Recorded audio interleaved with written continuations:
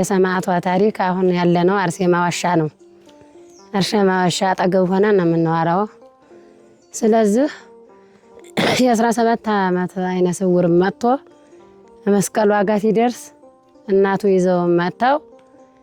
ተዛን እንትኖቹን ሻንጣ የሚያመጡትን ልጆች ይዛችሁልኝ ትወርዳላችሁ ብለው ይዛችሁልኝ ትወርዳላችሁ ይሏቸው 1000 ብር ክፈሉ ይሏቸዋል። መቼም እጃቸው ላይ ብር ስለሌላቸው ሴትየዋ ታጨንቀው ወይንስ ጅብ ሊበላኝ ነው ወይ ወይንስ ሊደርስ ነው ወይ ወይንስ ልቀር ነው ወይ ብለው ያለእሱ ልጁ ግን የአርሴማ መስቀል አለበት ጋር ሲደርስ አይኑ በራላት።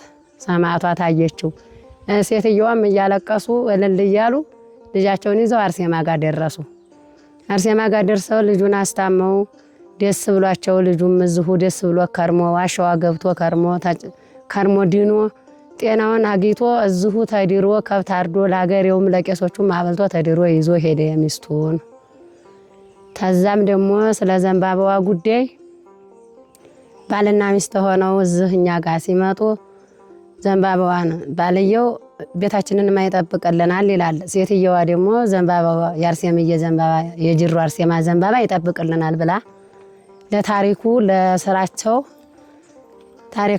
ታሪኳን ትገልጥ ሰማዕቷ ዘንባባውን ቤታቸው አድርገው ይመጣሉ። በ3 ቀናቸው ይሄዱ 5 ሌቦች ሆነው ዘንባባው ጎን ቁጭ ብለው አገኟቸው።